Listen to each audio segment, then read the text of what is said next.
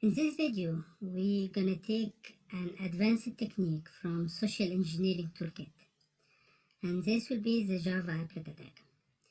The technique will be similar on the previous video, that he will create a fake page or a phished website.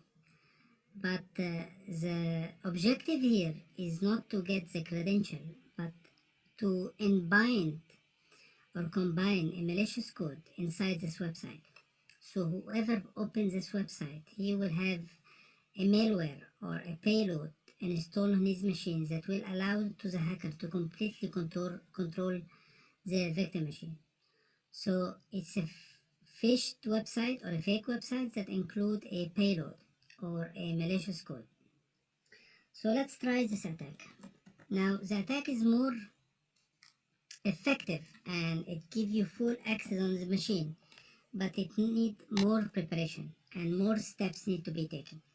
So in this case, you're going to use two different machines. I have the hacker machine, the Linux machine. This will be the hacker machine, and I have the Windows XP machine.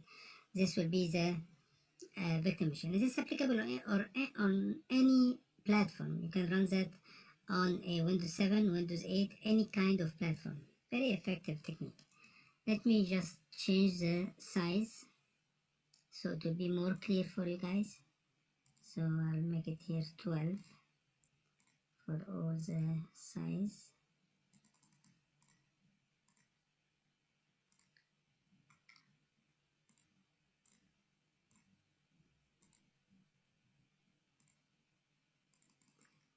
And let's run the Social Engineering Toolkit. So close and open a terminal. Let me also change the color so it will be easy to read. Here you go. Okay, and close. And let's go to the Social Engineering Toolkit folder. It's inside Pentest, inside Exploit, inside Set, and run the program, Set. And we're going to choose number 2 as usually. But this time we're going to choose the Java applet attack. So we're going to click on number 1. And on this case, he asks, okay, you need to create a fake website. Not to get the credential, but to have a payload inside or some malicious code that will allow you to access the victim machine.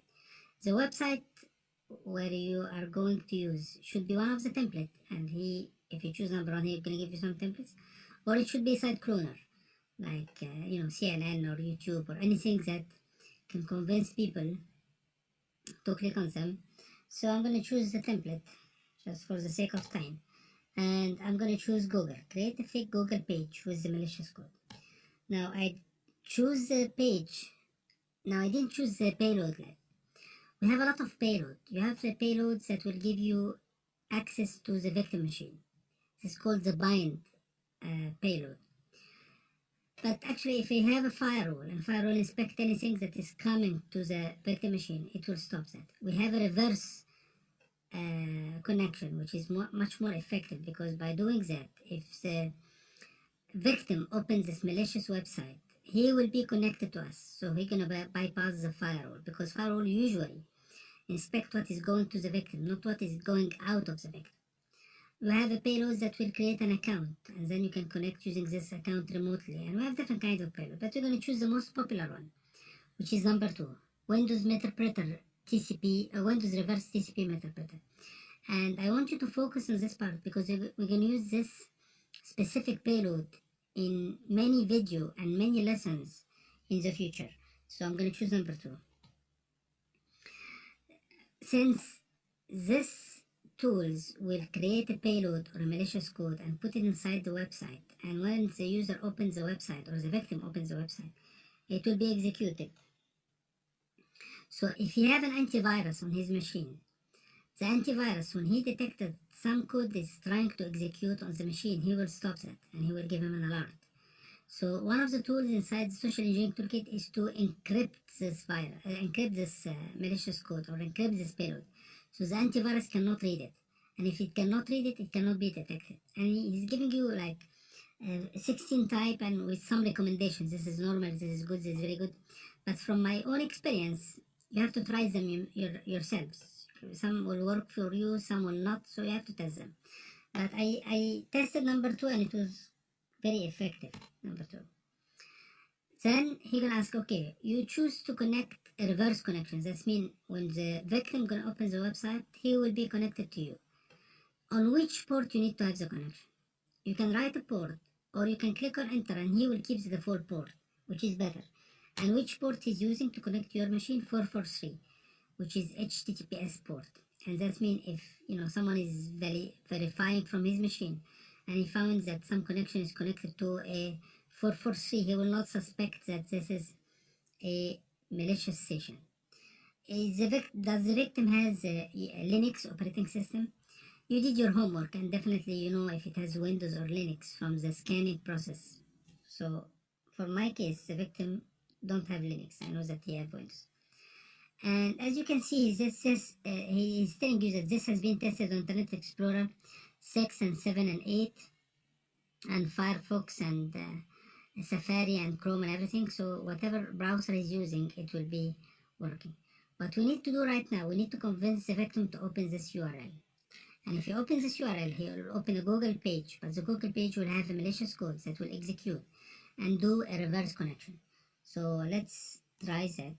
So I'm assuming that I did send this link to the user, and on previous video we show how easy it is to convince a user to open a website. So you can send a fake email showing it's coming from a specific person. You can shorten the URL so it will not be showing as a number. You can do a lot of things. So I write down here HTTP, which is the URL 192.168.95.129, and let's see what will happen. So he's trying to open the page, and he should open a Google page. I don't know, I believe we choose Google, not Gmail. So I'm not sure what option did you choose, but maybe it's a cached page. Let me just shut down that.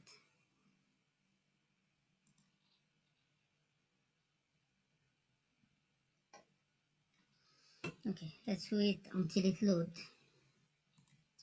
and let's see what result we are going to get. It may take time sometimes, so please bear with me. Right. Okay. It's better to close the browser and open it in case the page is cached on the machine and he's opening the previous page. So I'll go here and I'll type 95.129.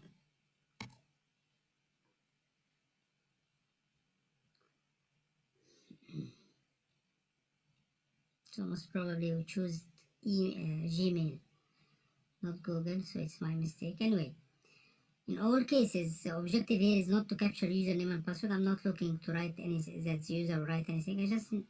I will wait until he loads the page, and I should see if I'm gonna get access to this machine or not. So let's see.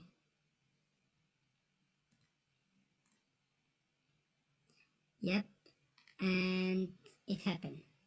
So what happened is once you open this page, I on my Linux machine has a connection on this victim machine, and you can have as many connections as you want. I mean, you can set this link to 100 people, and if the 100 people collect on this one, you'll be having 100 sessions running on those 100 machines. So let's see what we can do. So I was able to connect, so I can click on enter now, and you can see that, or to be able to see the sessions that has been established, I can write session minus I, and sorry, sessions minus I, and I can see that there is one session established. It's a reverse session. I mean, the victim was the one who connected to me. So if I need to like starting using this session, I should write down session minus I1. Now the good thing about the Meterpreter session, it's a full utility that give you full access to the machine.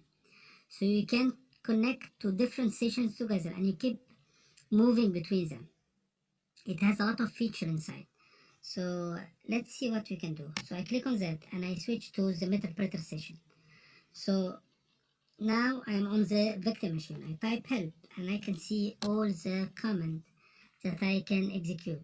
So I can type get system, so he will give you information about the system, for instance. So I can like copy and paste, or even type it, copy and paste it here, and you're gonna see that it will give you some information about the system.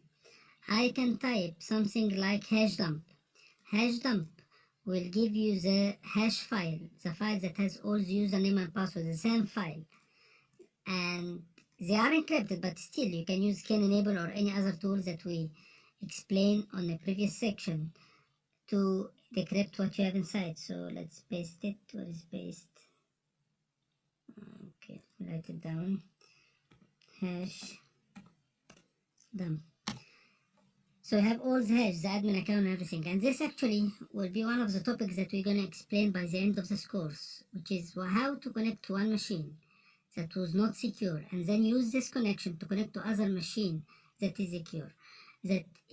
And we're going to use a technique called pass the hash that allow you to do that. You can open the webcam, you can copy file by upload or download. There is two commands that can do that. You can restart the machine, you can do whatever you want. So you can like check the file on the victim machine, ls, it will show you all the file, or you can download or upload. So all the commands are here, and now you have full access on the machine. Now the good thing is about Meterpreter. Now what if you need to switch to another machine? What you can do, you just type background, so it will go to the background, and then you can check other sessions and you can navigate between them. So it's a very, very powerful tool. Now what usually people are doing in this case, once they get access to this connection, they will do something called mitigate the process, migrate the process. Because the thing is, this process can be discovered after a while. I mean, now this malware or this malicious code are related to the browser. So if the victim close or shut down the browser, you're gonna lose this connection. Now if you go here and to the victim machine and we check the port, net state -an, I should find that on the machine, which is 129, it's very small, but we'll check, especially the established one. So 129, I can figure out which machine. 168, no, 95, yeah, here you go. So if you check the one before then, this is the malicious session, okay? And I was able to identify that because I know my machine, which is 192.168.95.129. So I know that this is my connection. This is a Linux machine, okay? So, but it should be 443. Connection should be on 443, not 44. Okay, so let's do something else. Let's type the same command, netstate -ano, so I'll be able to check the process ID as well, and we can see that the process ID, what is the established one? Established, it should be one of those, 443. Yep, most probably this is our session.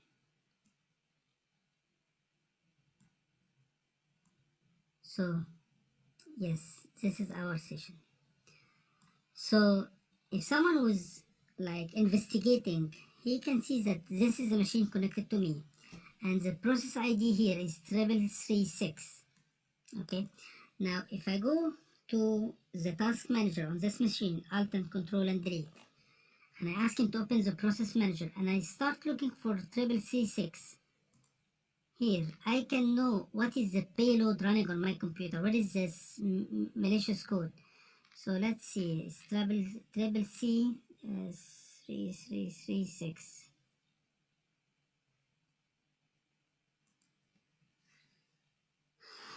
Which one is it? Let me verify one more time. What was it? 1236.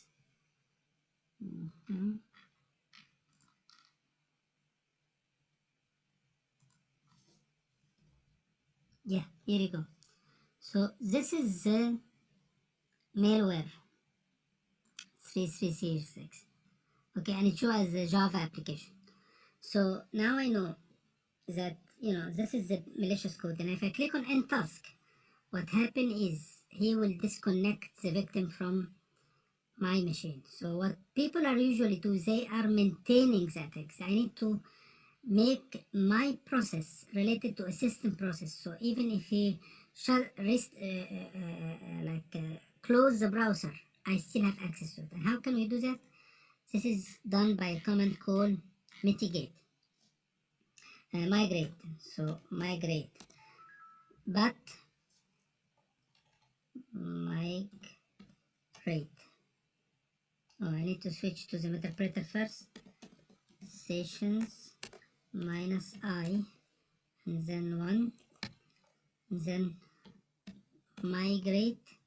But the problem is, if I just migrate and click on enter, he will say, okay, migrate to what? I need to know.